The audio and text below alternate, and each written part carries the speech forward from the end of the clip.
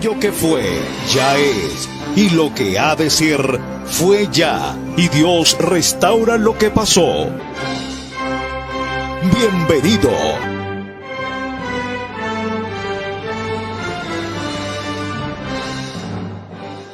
Padre, a tus pies me postro, rompe mis prisiones duras.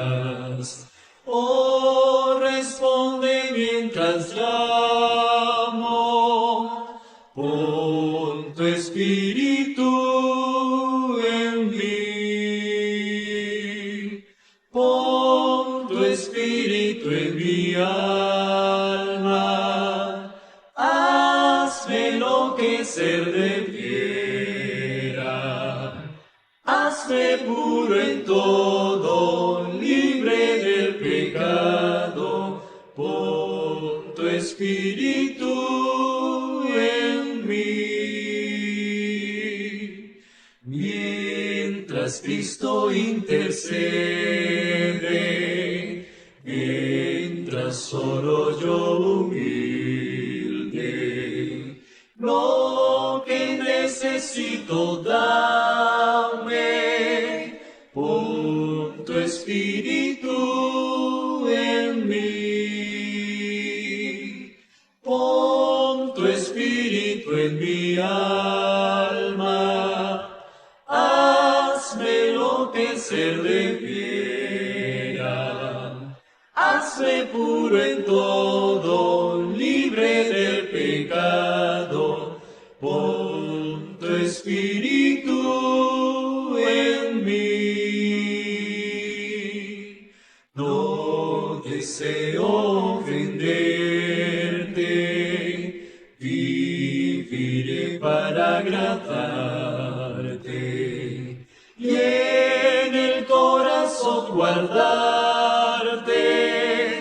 pon tu espíritu en mí, pon tu espíritu en mi alma, hazme enloquecer de fiera, hazme puro en todo, libre del pecado, pon tu espíritu en mí.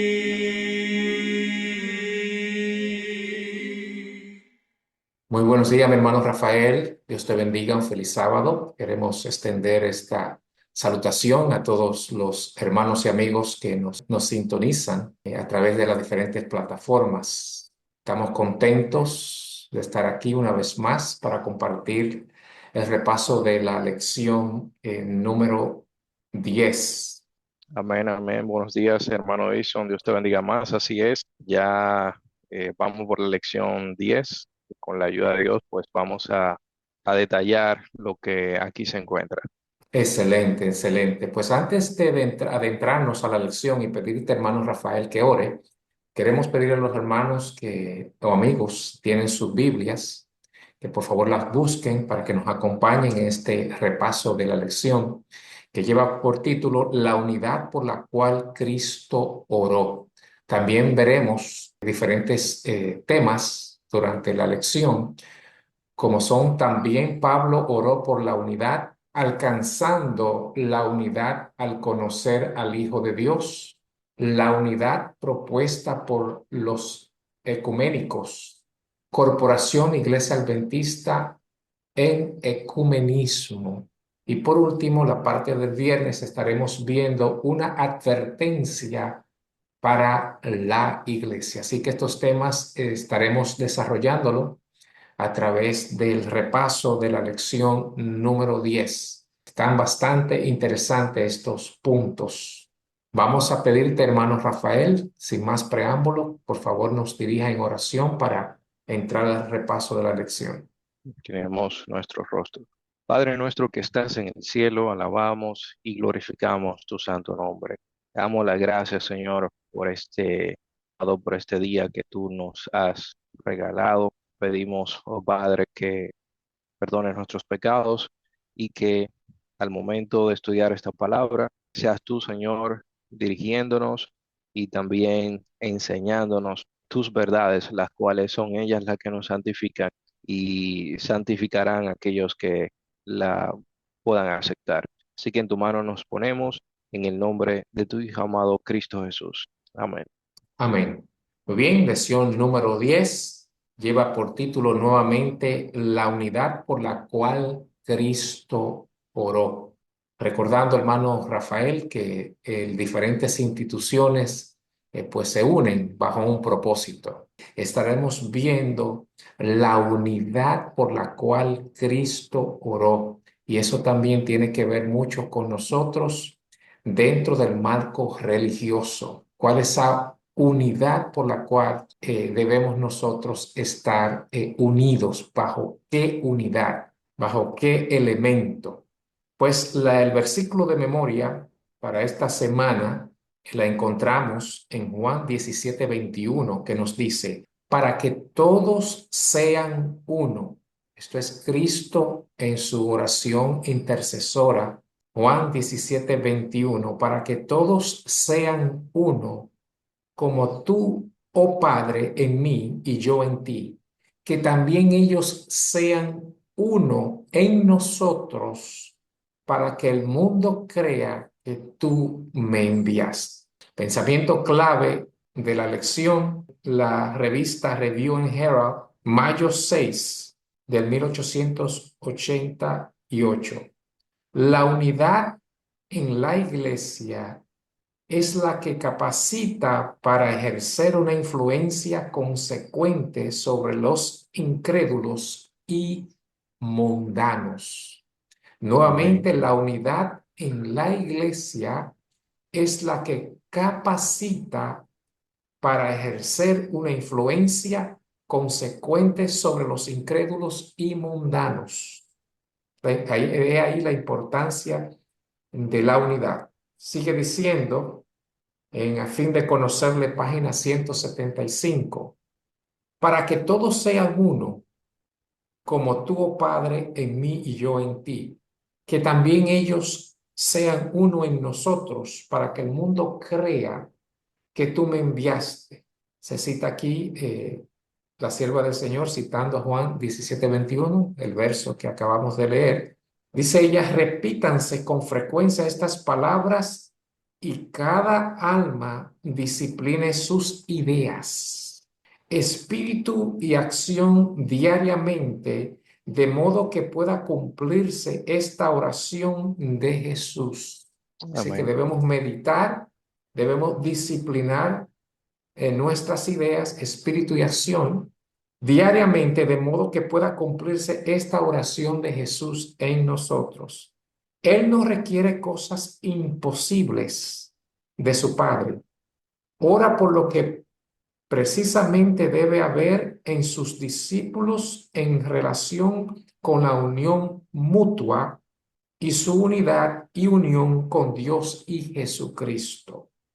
Cualquier cosa que no llegue a este nivel no corresponde con la perfección del carácter cristiano, la cadena áurea del amor que vincula los corazones de los creyentes en unidad con lazos de compañerismo y amor y en unión con Cristo y el Padre, establece la perfecta conexión y da al mundo un testimonio del poder del cristianismo que no puede ser controvertido. Excelente Amén. declaración, hablando de cómo debemos nosotros como cristianos, cuál debe ser nuestro pensamiento, dice a diario, y el valor que tiene dentro de nosotros esa unidad. Pasemos entonces a la parte del domingo que lleva por título La unidad por la cual Cristo oró. Y aparece la pregunta, ¿cuál fue el tema de la oración de Cristo a su Padre Dios? Obsérvese la oración de Cristo, dice en Alza tus ojos, página 61, para que todos sean uno, como tú, oh Padre, en mí y yo en ti, que también ellos sean uno en nosotros, para que el mundo crea que tú me enviaste. Cristo deja algunas cosas bastante claras. Primeramente, vemos el énfasis de que ese pedido a su Padre, de esa unidad que debe de existir en sus discípulos, así la compara él mismo, Cristo, con la unidad que tiene el Cristo con su Padre. Y fíjense que volviendo a la oración, para que todos sean uno, como tú, oh Padre, en mí y yo en ti, que también ellos sean uno en nosotros. Y ese nosotros ya está explicado en las líneas anteriores, estableciendo de que esa unidad existe solamente entre el Padre y el Hijo. De manera que cuando Cristo dice que también ellos sean unos en nosotros, ese nosotros no deja ninguna duda de a cuántos se refiere. Cristo dice, como tú, oh Padre, en mí y yo en ti. Cristo dijo que el Padre que mora en mí muchas veces, haciendo referencia específicamente en Juan 14, estaba hablando de que el Padre moraba de una manera espiritual en Cristo. De manera que la unidad del creyente, del discípulo de Cristo, debe estar basado primeramente en la unidad del Padre y de su Hijo Jesucristo, pero que ellos moren en nosotros, así como el Padre mora en Cristo y Cristo en el Padre, de una manera espiritual. Entonces, esa unidad, el primer elemento, es que debe ser de una manera espiritual, de que tanto el Padre como el Hijo puedan habitar en nosotros. Y pienso, hermanos Rafael y amigos, que esa es la parte clave en la unidad del cristiano, llámese, digamos, como institución, no importa que sea un grupito, no importa que sea, digamos, una congregación grande, pero cualquier unidad en principio debe establecerse y comenzar con esa unidad del Padre y de Cristo morando en nosotros. Dice la sierva del Señor, la unidad de la iglesia es la evidencia de que Dios envió a Jesús a esta tierra como su redentor, que el mundo no puede resistir ni controvertir. La unidad y armonía se halla de ella constituyen un argumento convincente. Por eso, Satanás está tratando constantemente de obrar para impedir esta armonía y unión, de manera que al observar los altercados, luchas, disensiones, los incrédulos sientan adversión al cristianismo y se afirme en la incredulidad e infidelidad. Que el Señor nos ayude, hermanos, a que nosotros podamos tener esa unión inquebrantable, así como el Padre y el Hijo, para que el mundo dar testimonio de que el cristianismo está basado en una unión de amor con el Padre y con el Hijo, y cuando estamos en esta unión, pues entonces allí no hay disensión, porque la mayoría de los problemas que se dan, hermanos Rafael y amigos, es porque en cada compañía quiere sobresalir el yo, quiere sobresalir lo que es ser el primero en todo, la soberanía. Entonces, cuando la unidad está en Cristo, pues esto está de lado. Cristo viene a ser el centro. Y desde luego, pues vamos a exaltar a Cristo y no a nosotros. ¿Qué le parece, Amén. hermano Gloria a Dios. Rafael? Amén, así es, mi hermano Edison. Recordando, hay una cita aquí en el libro de, bueno, el mismo Juan, capítulo 17, el versículo 10. Jesús dice, hablando con su Padre, y todo lo mío es tuyo y lo tuyo mío, y he sido glorificado en ellos. O sea, que el Padre y el Hijo tienen el amor de antuyo. O sea, las cosas que tiene el Hijo son de su Padre, y las cosas que tiene el Padre son del Hijo, y esa es la unidad en la cual Cristo nos está llamando. Incluso recordemos los discípulos ya cuando es derramado el Espíritu Santo, que ellos alcanzan esa unidad, dice que eh, tenían todas las cosas en común y nadie decía, bueno, esto es mío, ni aquello es tuyo. no había esa rivalidad que usualmente vemos hoy en día, por la cual muchas personas a veces se unen porque quieren una porción de lo que están buscando. Así Pues es. no es así como funciona en el reino de Dios.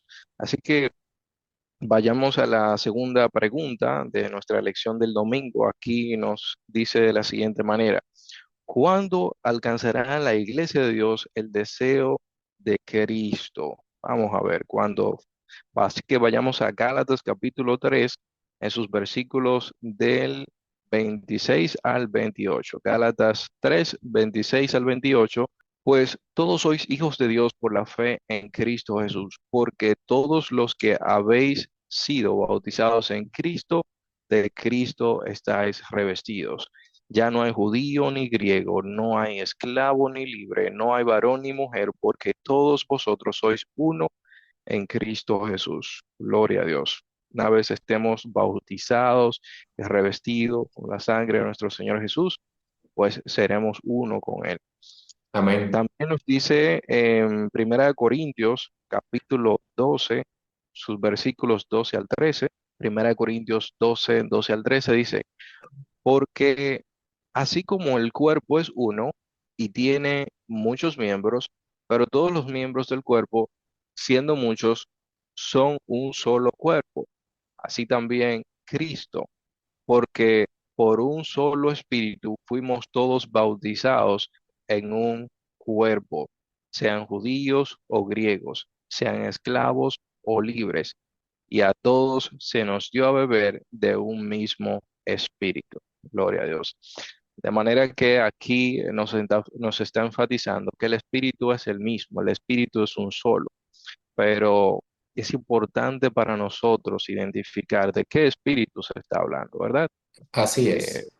Fíjense que cuando el Señor prometió la promesa del Espíritu Santo de Dios, cuando Él dijo que lo iba a enviar, hay una cita donde Él dice: el Espíritu de verdad, el cual el mundo no puede recibir porque no le ve ni le conoce. O sea que si no vemos ni conocemos o entendemos de quién es ese Espíritu, pues no lo vamos a recibir. Así que hacemos ese llamado para que tengamos esa relación con Dios y conozcamos su espíritu.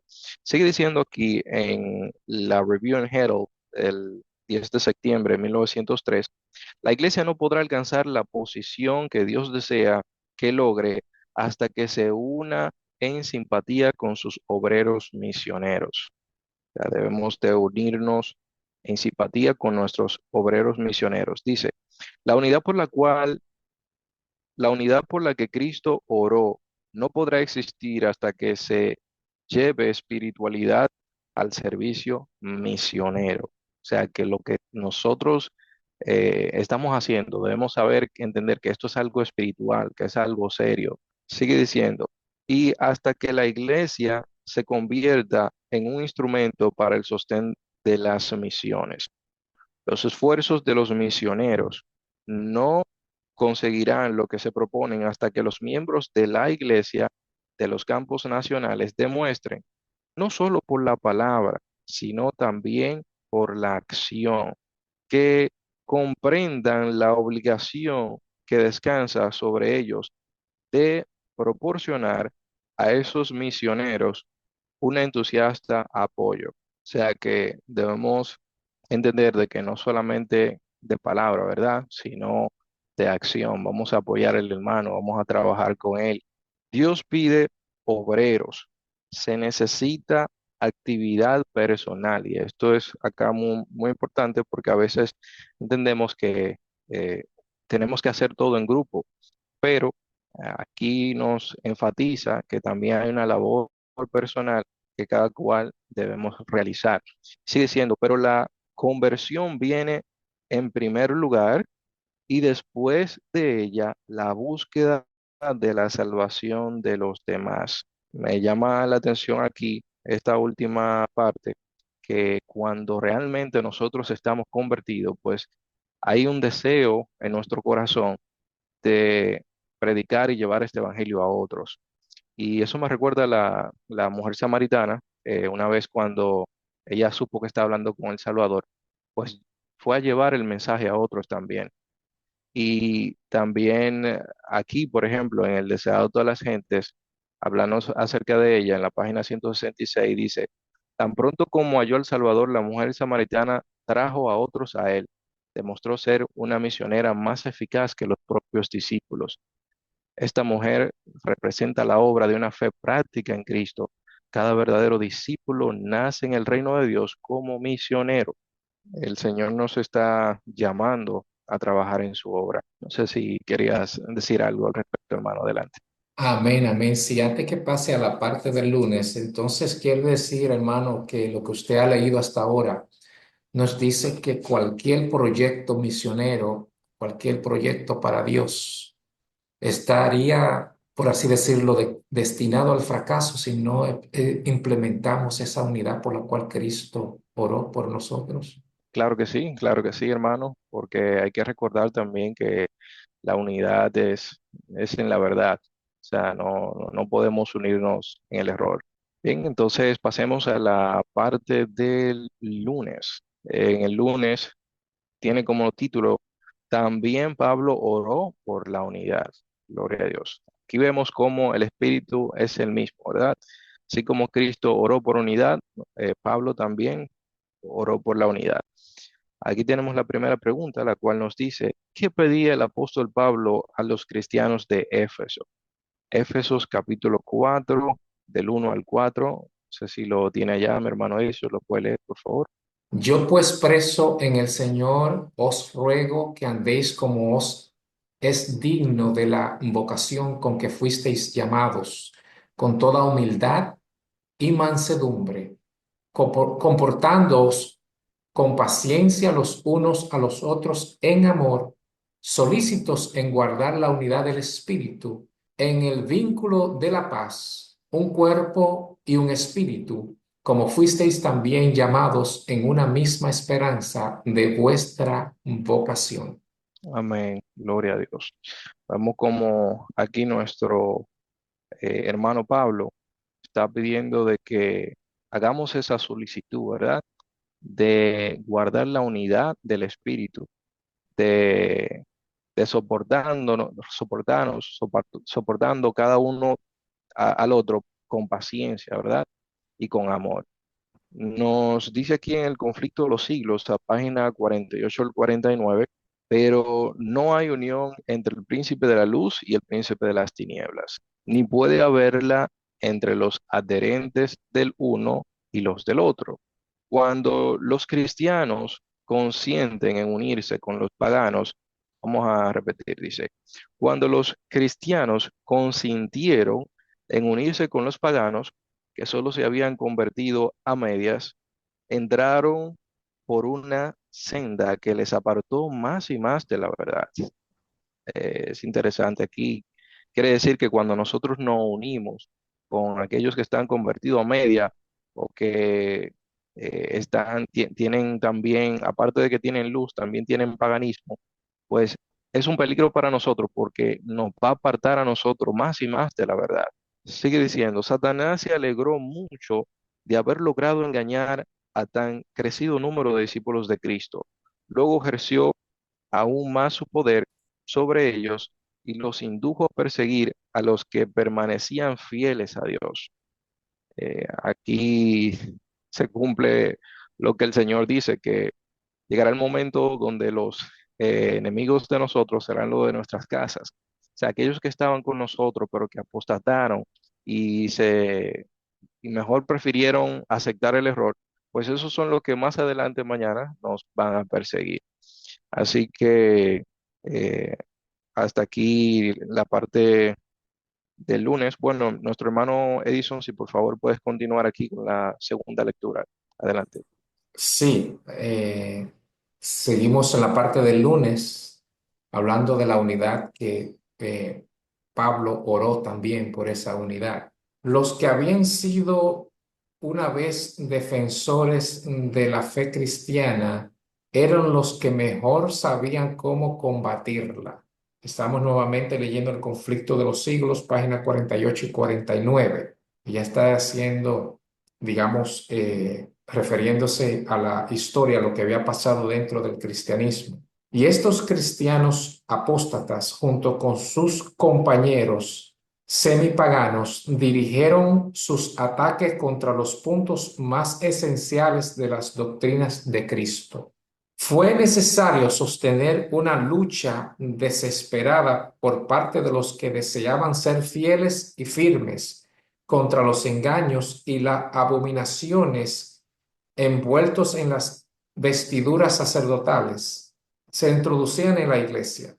Está hablando cómo dentro de la historia del cristianismo, estas personas o estos cristianos que querían seguirle siendo fiel al Señor, enfrentar estas apostasías dentro del seno de la iglesia.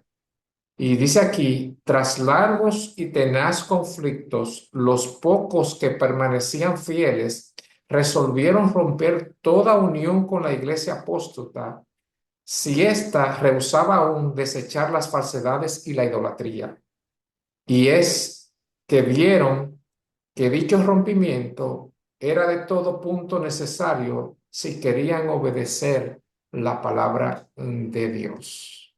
Hemos visto una y otra vez la historia donde Cristo dice que la luz y las tinieblas no pueden estar juntas. Dos personas que no estén de acuerdo no pueden andar juntos. Entonces, para nosotros permanecer fieles a la palabra de Dios, muchas veces es necesario que nos apartemos, no importa de el templo que sea, no importa la religión que sea, porque por encima de todo debe prevalecer la verdad. Y si Amén. nosotros queremos estar del lado de la verdad, muchas veces hay que pagar este costo. Hay un precio que pagar. Eh, es lamentable que a veces nuestros compañeros pues sean los primeros que estén, digamos, opuestos, pero la Biblia, Dios nos manda a separarnos para que podamos serle fiel al Señor, cueste lo que cueste. Y Dios nos va a dar la fuerza, nos va a dar, digamos, nos va a habilitar no solamente con el hecho de separarnos, sino para que seamos personas distintas y que seamos de aquellos que estemos de parte de la justicia antes que se desplomen los cielos y la tierra. Dios busca personas leales, así como lo es la brújula al polo, para que podamos representar a Dios llevando y enseñando y demostrando de que hay una verdad por la cual debemos nosotros, cada uno, de regirnos. Pasemos Amén. a la parte del martes, donde tenemos allí el título, Alcancemos la unidad al conocer al Hijo de Dios. Interesante. Hay una unidad que debemos alcanzar y esta es conociendo al Hijo de Dios. Hay una Amén. pregunta que se nos hace allí. ¿Cómo ayudan los dones espirituales en el desarrollo de la iglesia de Dios? Pregunta 2. ¿A cuál conocimiento deberíamos llegar a fin de alcanzar la unidad verdadera? De manera que si hay una unidad verdadera, hermano Rafael y amigos, esto está implícito de que hay verdad, unidad, digamos, unidad La falsa. falsa Y unidad. nosotros queremos una unidad verdadera. ¿Cuál será el resultado de esa unidad? Efesios 4, 11 al 16. Y él mismo constituyó a unos apóstoles, a otros profetas, a otros evangelistas, a otros pastores y maestros, a fin de perfeccionar a los santos para la obra del ministerio, para la edificación del cuerpo de Cristo, hasta que todos lleguemos a la unidad de la fe y del conocimiento del Hijo de Dios, a un varón perfecto, a la medida de la estatura de la plenitud de Cristo, para que ya no seamos niños fluctuantes, llevados por doquiera de todo viento de doctrina, por estratagema de hombres que para engañar emplean con astucia las artimañas del error, sino que siguiendo la verdad en amor, crezcamos en todo, en aquel que es la cabeza, este es Cristo, de quien todo el cuerpo, bien concertado y unido entre sí por todas las coyunturas que se ayudan mutuamente, según la actividad propia de cada miembro, recibe su crecimiento para ir edificándose en amor. Amén. Amén. Tremenda declaración del apóstol Pablo.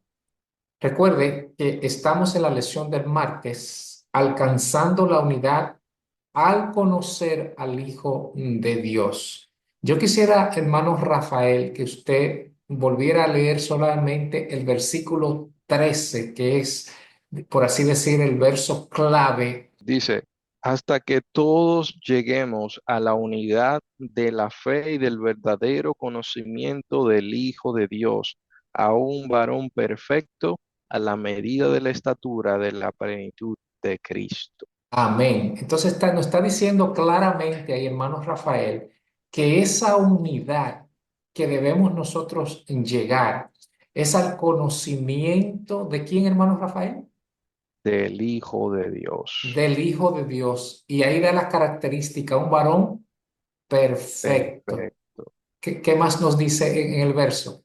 Bien, nos dice también a la medida de la estatura de la plenitud de Cristo. Gloria a Dios. Amén. Entonces, nuevamente, la unidad por la cual Cristo oró, esa unidad que tiene que ver, refleja la unidad del Padre y el Hijo que tenemos que tener nosotros con ellos. Y también nos insta la palabra de Dios a que esa unidad debe centrarse también en el conocer a Cristo. ¿Quién es Cristo? ¿Qué legado dejó Cristo para nosotros? Dice que fue para que nosotros llegásemos a esa estatura.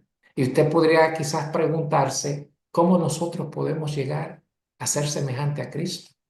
Pues déjeme decirle que, como usted comprenderá, no es una obra de nosotros. Es una obra que Dios puede hacer y que solamente Él puede hacer en nosotros. Y para Amén. Dios no hay nada imposible. Solamente Dios quiere que tengamos claro de estemos claros de esa unidad, en qué consiste esa unidad y que en la parte aquí del mate nos está enfatizando de que debemos conocer a Cristo.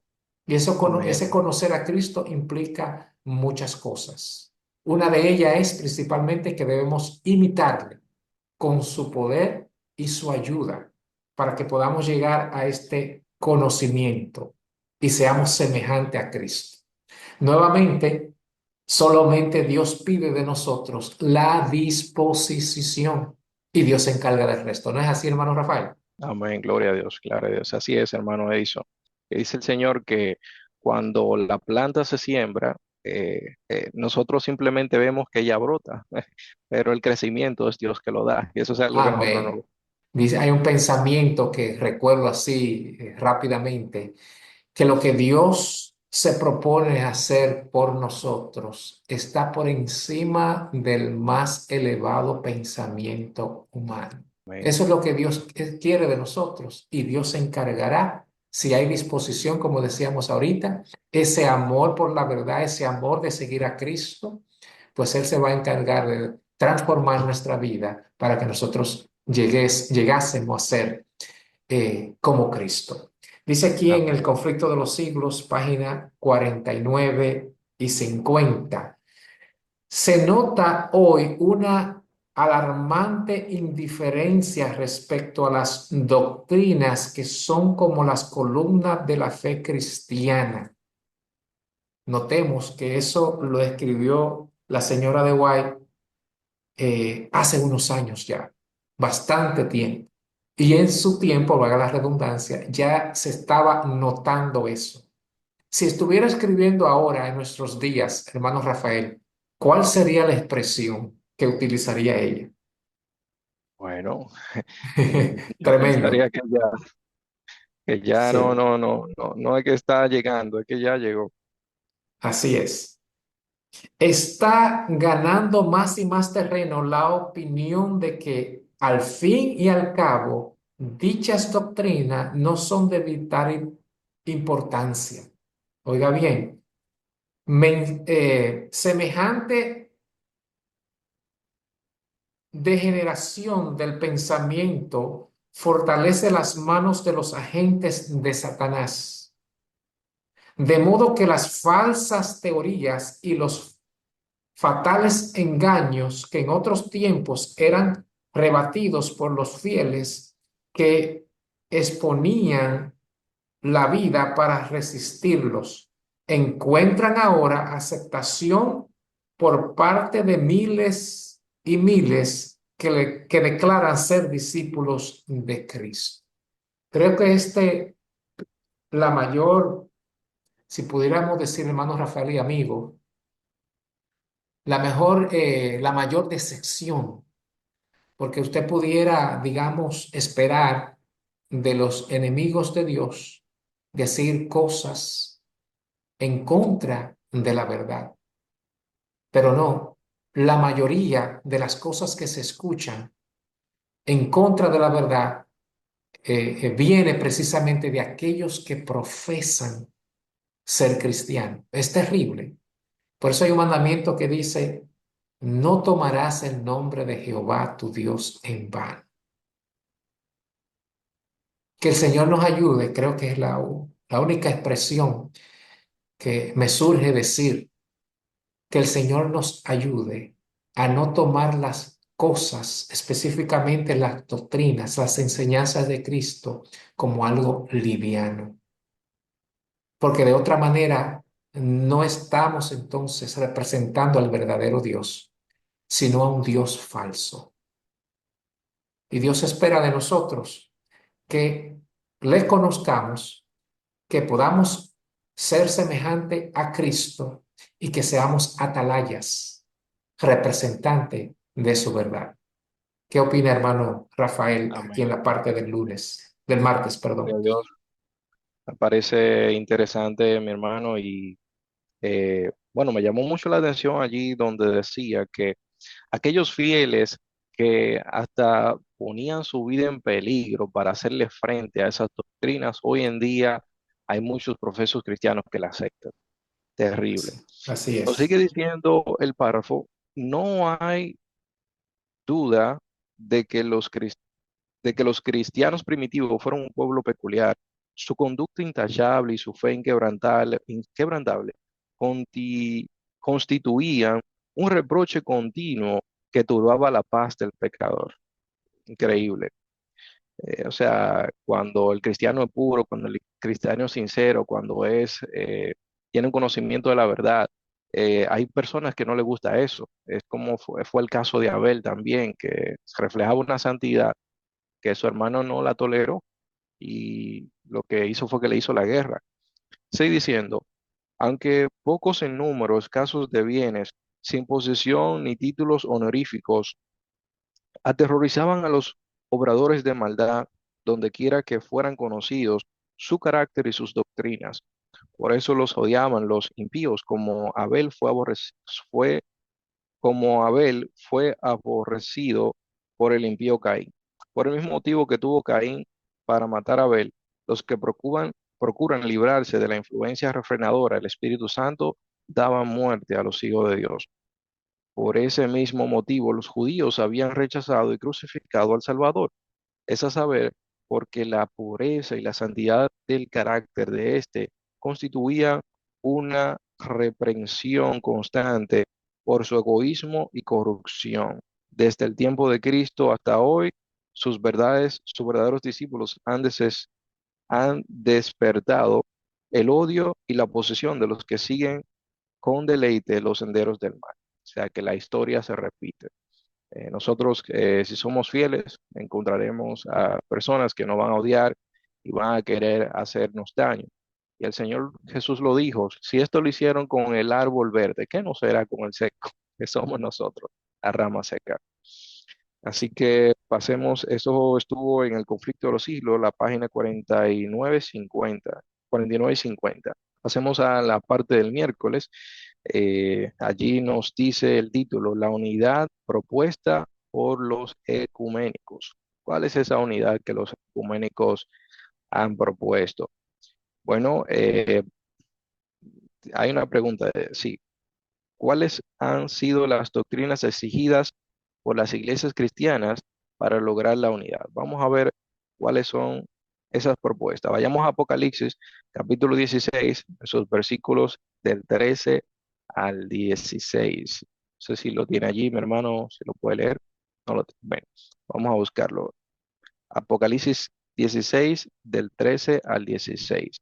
Nos dice así. Y vi salir de la boca del dragón, de la boca de la bestia y de la boca del falso profeta tres espíritus inmundos a manera de ranas, pues son espíritus de demonios que hacen señales y van a los reyes de la tierra en todo el mundo para reunirlos a la batalla de aquel gran día del Dios Todopoderoso. He aquí yo vengo como ladrón, bienaventurado el que vela y guarda su ropa para que no ande desnudo y vean su vergüenza. Aquí vemos que el enemigo está trabajando y en un estudio que habíamos hecho anteriormente en esta lección, nosotros nos dimos cuenta que esos tres espíritus inmundos constituyen tanto el espiritismo, ¿verdad? La inmortalidad del alma, el domingo y la Trinidad. Es a ello lo que el enemigo hoy en día está preparando a la gente para hacer la contra al, al verdadero Dios, al verdadero día de reposo que es el sábado, y a la palabra de Dios que nos dice que los muertos no saben nada. Entonces, leamos acá una breve nota, la cual nos dice, en este movimiento de unidad llamado ecuménico, participan los que invocan al Dios triuno, confiesan a Jesús como Señor y verdadero. Y esto lo hacen no solamente por separados, sino también unidos en asambleas en las que concierne el Evangelio y a las que cada grupo llama iglesia suya y de Dios. Casi todos, sin embargo, aunque de modo diverso, suspiran por la iglesia de Dios única y visible, que sea verdaderamente universal y enviada a todo el mundo para que el mundo se convierta al Evangelio y se salve para la gloria de Dios. Eso está en el directivo para la aplicación de los principios del ecumenismo. Aquí vemos qué unión es la que ellos están buscando. Totalmente, allí hay como un contraste en la verdadera unidad que hemos estado estudiando. ¿Qué le parece, hermano Edison? Así es, mi hermano Rafael, como bien mencionado, la propuesta del ecumenismo se centra en tres doctrinas fundamentales para ello. Tú lo mencionaste muy bien, que son, repasando, la inmortalidad del alma, el falso día de reposo y la Trinidad. En la parte del jueves vamos a ver cuáles instituciones, pues, lamentablemente se han adherido al ecumenismo. La parte del jueves lleva como título La Corporación, o sea, la Iglesia Adventista en Ecumenismo. Quizás para muchos sea esta declaración o título de esta parte del jueves un poco extraña, pero es la realidad. Es también lamentable de que esto sea así. ¿De qué manera, nos pregunta allí en la parte del jueves, ha participado la Iglesia Adventista del séptimo día de hoy en ecumenismo? Jeremías, vamos a leer primeramente Jeremías 5:7. En Jeremías 5:7 nos dice allí, ¿cómo te he de perdonar por esto? Hablando Dios. Sus hijos me dejaron y juraron por lo que no es Dios. Los sacié y adulteraron. Y en casa de rameras se juntaron en compañías, lamentablemente. Está hablando de que el pueblo de Dios se reunió, dice que juraron por otros dioses, dice que a un Dios saciándolo y cuidándolo, ellos adulteraron y en casa de rameras se juntaron en compañías. Y lamentablemente, y es triste decirlo, que no es la diferencia para el pueblo que Dios llamó para estos últimos días, hablando de la institución adventista. Si bien es cierto, esta corporación pertenece al ecumenismo, ha entrado en puntos de doctrinas que ha sostenido, digamos, desde un principio el espiritismo, hablando también de Roma y del protestantismo apóstata. Se ha unido. Pero Dios sigue teniendo un pueblo, hermanos Rafael y amigos. Un pueblo que sostendrá la Biblia y solamente la Biblia. Y que abrazará estas verdades o continuará con este mensaje auténtico que es el mensaje adventista. Entonces, ¿de qué manera ha participado la Iglesia Adventista del Séptimo Día hoy en el ecumenismo? Pues hay fuentes oficiales que nos dicen lo siguiente. Podemos encontrarlo, por ejemplo, en el sitio oficial de adventist.org. Nos dice, después de 15 años de diálogos, la Iglesia Adventista del Séptimo Día no puede ser considerada más como un nuevo movimiento religioso o como una secta. Debo decir, hermanos, que antes que la iglesia o la corporación que diera los pasos para aceptar la doctrina de la Trinidad, era considerada como una secta, tanto la iglesia adventista como la iglesia testigo de Jehová, precisamente por no creer en el dogma de la Trinidad. Entonces, ¿qué está diciendo aquí? Que ya no se puede considerar más como un nuevo movimiento religioso y como una secta. Informa el relatorio común escrito por la Iglesia Católica Romana y la Iglesia Adventista en Polonia. Mire qué cosa. Durante los años, entre tanto, a la medida en que el cambio de informaciones entre nosotros aconteció, nosotros observamos muchas semejanzas teológicas, pero también muchas diferencias. El lado católico reconoce en el documento el carácter cristocéntrico de nuestras creencias y especialmente nuestra creencia en la Trinidad, o sea que hay una unión allí, podríamos decir en la doctrina madre fundamental de Roma. De nuestro lado, nosotros hablamos de la necesidad de un cambio de actitud en nuestra organización en reconocer la abertura de la Iglesia Católica, especialmente en los últimos años. Esto es tremendo, la declaración que se hace allí. No sé si ustedes notan la implicación que esto tiene. Fíjese en esta declaración. Vuelvo a leerlo nuevamente. De nuestro lado, nosotros hablamos de la necesidad de un cambio de actitud en nuestra organización en reconocer la abertura de la Iglesia Católica.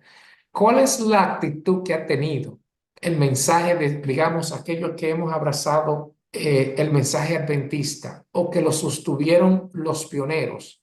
¿Cuál sería la actitud que tuvo la organización en principio en cuanto a la Iglesia católica? Pues es sabido de que se entendía de que Roma, el papado, es el anticristo y que nosotros estábamos para denunciar sus falsas doctrinas, denunciar a la ramera y a sus hijas. Pero si cambiamos de actitud, si consideramos eso, a esa actitud que está haciendo referencia, es precisamente a no verla como siempre se ha visto. Y esto es peligroso. ¿Qué Así opina usted, es. hermano Rafael? Claro que sí, hermano, porque hay un dicho que el que no, que el que calla otorga. O sea, si ya no Sí es. denunciamos el pecado de Babilonia, pues es porque estamos de acuerdo con lo que están haciendo, ¿verdad? Así es. Y nos dice allí mismo también el conflicto de los siglos, la página 497 dice, muchos consideran la gran diversidad de creencias en las iglesias protestantes como prueba terminante de que nunca procurarán asegurar una unidad forzada. O sea, muchas personas que dicen, bueno, hay muchas religiones, miles, y cada una cree algo diferente, o sea, que ellos ven una imposibilidad allí de que se pueda unir. Sin embargo, nosotros hemos estado analizando cómo en estos últimos años el Papa Francisco ha estado uniendo a todas las iglesias, todos los grupos religiosos, no importando sus creencias, ¿verdad? Pero trata de unirse en puntos comunes de doctrinas. Sigue diciendo, pero desde hace años se viene notando entre las iglesias protestantes un poderoso y creciente sentimiento en favor de una unión basada en puntos comunes de doctrinas. Para asegurar tal unión, debe necesariamente evitarse toda discusión de asuntos de los cuales no todos están de acuerdo, por importante que sean desde el punto de vista bíblico. O sea que a pesar de que la Biblia menciona cómo debe ser la unidad, qué es lo bueno, qué es lo malo, pues ellos dicen, no discutan acerca de eso, vamos a mantener la unidad y la paz. Sin embargo, prestemos atención a lo que dice el comentario bíblico adventista en el volumen 4, páginas 11, 164. Dice, 1164 la página, dice, que los centinelas que están en los muros de Sión no se unan con lo que están invalidando la verdad tal como es en Cristo, que no se unan en la confederación de la incredulidad, del papado y del protestantismo, para exaltar la tradición por encima de las escrituras, la razón por encima de la revelación y el talento humano por encima de la influencia divina y el poder vital de la piedad. O sea que no podemos, no podemos unirnos con los incrédulos, ¿verdad? Con aquellos que eh, exaltan lo humano en vez de lo divino. Creo que podemos pasar a la parte del viernes. Allí en el viernes dice una advertencia para la iglesia. Tenemos la primera pregunta. ¿A cuál iglesia se le advirtió la introducción de la apostasía? Jeremías 5:7. Ya lo analizamos. Vamos a Primera de Timoteo 4:1. ¿Qué nos dice allí? Primera de Timoteo 4:1. Dice, porque el Espíritu dice claramente que en los postreros tiempos algunos apostatarán de la fe, escuchando a espíritus engañadores y a doctrinas de demonios. Tenemos que tener cuidado, mis hermanos, cuáles son esas doctrinas de demonios y esos espíritus, ¿verdad? Que están apartando a los hermanos de la verdadera fe. Nos dice aquí en una carta de la hermana White, la carta 51 del 6 de septiembre del año 1886, dice, corremos el peligro de llegar a ser una hermana de la caída de Babilonia. Y aquí hay algo interesante porque a veces está muy creída la creencia de que la iglesia no va a caer, que el barco va para el puerto seguro, que el capitán es Cristo, pero se están olvidando de cuál es la verdadera iglesia. Sigue diciendo la hermana White, corremos el peligro de llegar a ser una hermana de la caída de Babilonia y permitir que nuestras iglesias se corrompan, se llenen de todo espíritu inmundo y alberguen a toda ave inmunda y aborrecible. Le digo la verdad, Pastor Butler, a menos que haya una limpieza del templo o del alma por parte de aquellos que dicen creer y practicar la verdad, vendrán los juicios de Dios que por mucho tiempo han sido postergados. Así que la hermana White nos está pidiendo aquí que nosotros debemos de escudriñar, ¿verdad? Honda y sinceramente el corazón, que podamos de poner ese espíritu liviano y frívolo que a veces nos entregamos, que demos la liviandad y que vayamos a la luz de la verdad y que vivamos, ¿verdad? Lo que procesamos, lo que nosotros profesamos. Así que vamos a pasar a la segunda parte. Allí, hermano Edison, adelante. Así es. Pienso que tú has hecho una declaración de lo que dicen mucho en cuanto a la iglesia de no caer y es bastante importante ese punto, porque lo que dice la sierva del Señor que no va a caer es la iglesia de Cristo. Una cosa es la iglesia de Cristo y otra cosa es quiénes componen la iglesia de Cristo. Por más que yo tenga el nombre, por más que yo diga o profese pertenecer a la iglesia, eso no lo determina que yo sea parte de una iglesia. Pablo, escribiendo a Timoteo, dice en 1 Timoteo 3:15, para que si tardo sepas cómo conducirte en la iglesia, que es columna y baluarte de la verdad. Si yo no amo a la iglesia, perdón, a la verdad, por más que ame a una iglesia, no soy parte de esa iglesia. Así que Amén. lo que no va a caer es la iglesia de Cristo y aquellos que permanezcan en esas verdades. Es muy interesante hacer esa aclaratoria. Bien, Quería entonces, ajá, disculpa, hermano, ahí corroborando lo que usted dice, hay una lecita muy interesante que no la podemos pasar por alto, la cual se encuentra en el Alza tus ojos, la página 315, dice, Dios posee una iglesia, no es una catedral, ni la iglesia oficial establecida, ni las diversas denominaciones, sino el pueblo que ama a Dios y guarda sus mandamientos, porque donde están dos o tres congregados en mi nombre, allí estoy yo en medio de ellos para bendecirles. Dice, aunque Cristo esté aún entre unos pocos humildes, esta es su iglesia, pues solo la presencia del alto y sublime que habita la eternidad puede constituir una iglesia, la presencia de nuestro Dios. amén. Tremenda cita. Y ese está dentro también del marco de lo que estamos estudiando la parte del viernes, que es una advertencia para la iglesia. Amén. Dice, se nos dice aquí, la obra que debe realizarse ahora. ¿Cuándo, hermano Rafael? Ahora mismo. Consiste en proclamar el mensaje final de misericordia a un mundo caído. ¿Y dónde encontramos esos mensajes? Apocalipsis 14, del 6 en adelante, o más bien conocido como el triple mensaje de los tres ángeles.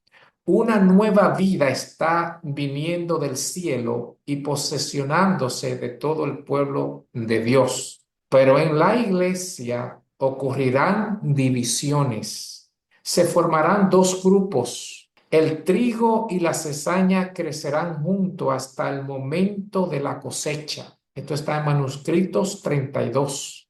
La iglesia, en el mismo libro, recibirá el llamado, salid de ella, pueblo mío, para que no participéis de sus pecados. Ahí está el llamado de Dios para su iglesia, a salir de ella, pueblo mío. ¿Salir de dónde? A salir de Babilonia, a salir de la confusión. Hemos dicho que la salida de Babilonia tiene dos dimensiones. Una física, si usted está en una organización, llámese como se llame, que no tienes o no mantiene las doctrinas puras bíblicas y de la fe, digamos, adventista, usted está llamado, no está llamando al Señor a salir de esas congregaciones de Babilonia, porque allí hay confusión. Y la segunda esfera o dimensión es mental. Usted puede salir físicamente de un lugar donde se esté predicando confusión y usted, digamos, mentalmente mantener esa confusión en su mente. De manera que es vital salir, digamos, físicamente para que usted al salir pueda hacer un autoanálisis de cuáles son sus creencias y poder compararla con la palabra de Dios y cualquier confusión que haya en nuestra mente pues pueda ser, digamos, dispersada y abrazar la sana doctrina que el Señor nos ha establecido en su palabra. Creo que el mensaje de Dios para nosotros ha sido bastante claro. Está hablando de la unión que debemos tener y gozar cada cristiano. Hemos hecho énfasis en lo que consiste esa unión, así como Cristo la compara, que esa unión, como existe entre Él y su Padre, debe existir entre nosotros y que habrá, digamos, confusión en la fe para nuestros días y solamente podemos encontrar seguridad en la palabra de Dios, que nos indica a entrar en una comunión al conocer al verdadero Cristo. Y no solamente conocerlo, ese conocerlo conlleva que nosotros podamos ser transformados a su semejanza. Esto podemos lograrlo únicamente con la ayuda de Dios. Todo lo que necesita Dios de nosotros es la disposición. Quiera el cielo que nosotros seamos hallados de aquellos que se mantuvieron de parte de la verdad, no importa la consecuencia.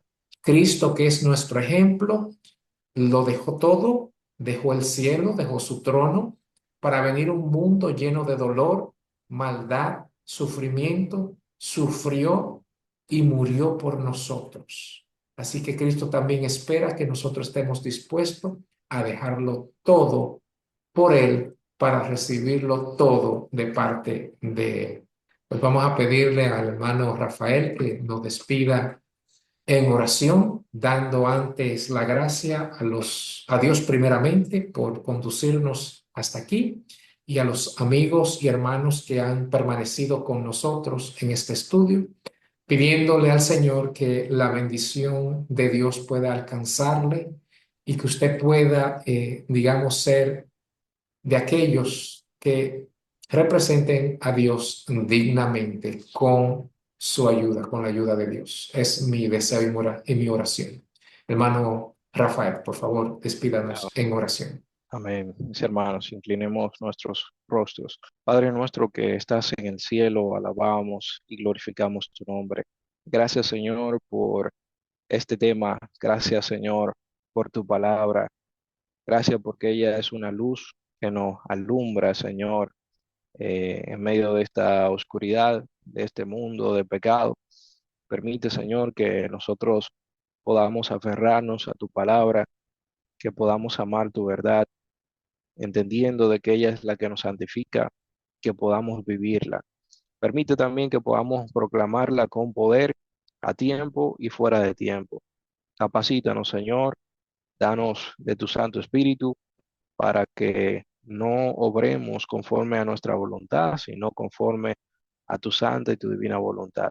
Bendice a cada hermano, cada amigo que ha escuchado este mensaje, para que también tú puedas ayudarle y que su vida pueda ser transformada por ti y que podamos estar todos listos, Señor, a esperar la venida de tu Hijo amado, la cual viene pronto.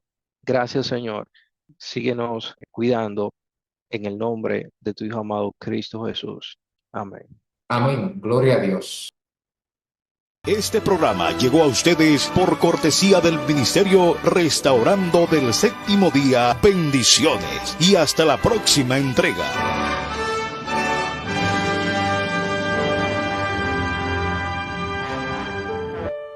Pregón Radio. Alcanzando vidas, restaurando el mensaje.